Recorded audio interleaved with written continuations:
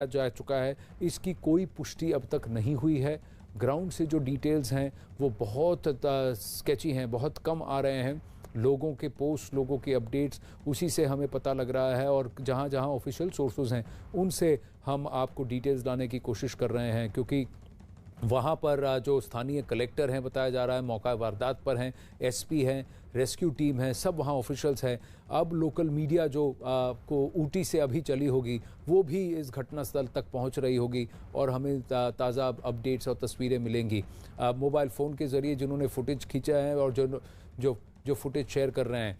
अब कैबिनेट हादसे पर कैबिनेट की इमरजेंसी बैठक है। रक्षा मंत्री ने प्रधानमंत्री को इसकी सूचना दी है, अवगत कराया, क्योंकि पार्लियामेंट सेशन में है तो एक औपचारिक तरीका होगा, एक प्रोटोकॉल फॉलो किया जाएगा। रक्षा मंत्री ने प्रधानमंत्री को जानकारी दी है कि एक हादसा हुआ है, हादसे पर कैबिनेट की इमरजेंसी बैठक हो रही है और रक्षा मंत्री ने प्रधानमंत्री को जानकारी इसकी अभी दी है और इसमें कैबिनेट की इमरजेंसी बैठक होगी। जो डेवलपमेंट हुआ है उस पर बातचीत होगी, अपडेट लिया जाएगा, ग्राउंड पर सिचुएशन क्या है। विक्रांत यादव जुड़ रहे हैं। विक्रांत, इस हेलीकॉप्टर में सीडीएस जनरल बिपिन रावत मौजूद थे, बिपिन रावत, और अब रक्षा मंत्री ने प्रधानमंत्री को इस घटना से अवगत कराया है। कैबिनेट की भी क्या अब इमरजेंसी मीटिंग हो रही है?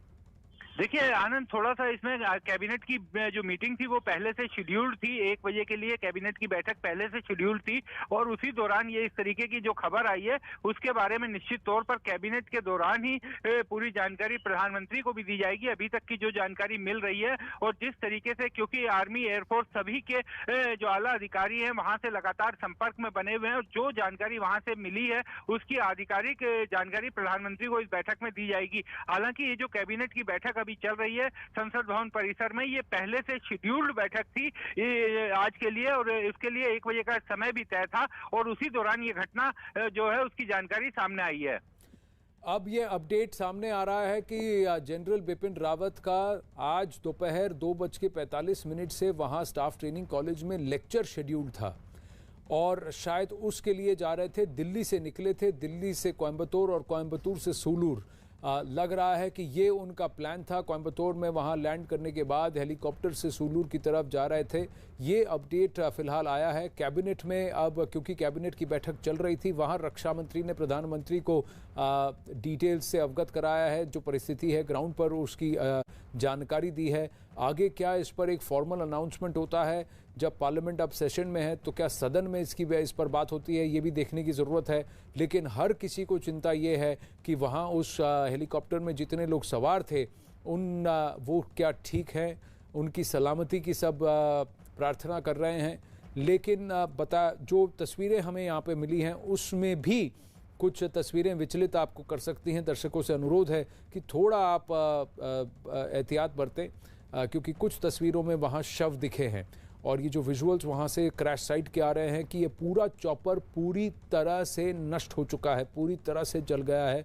ऐसा लग रहा है कि हादसे में वो किसी पेड़ से टकराया है, कुछ गिरे हुए पेड़ भी दिख रहे हैं और उधर पीछे वो चॉपर की मेन बॉडी दिख रही है, पूरी तरह से जली हुई और डैमेज्ड।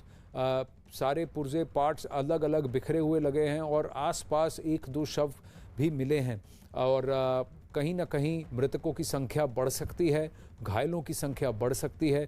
9 से लेकर 14 लोग तक इस हेलीकॉप्टर में हो सकते थे, ऐसा अनुमान लगाया जा रहा है। एग्जैक्ट नंबर की पुष्टि अभी तक नहीं हुई है, लेकिन इस बात की पुष्टि हो चुकी है कि सीडीएस जनरल बिपिन रावत इस हेलीकॉप्टर में थे जो अब यहाँ कूनूर में क्रैश हुआ है।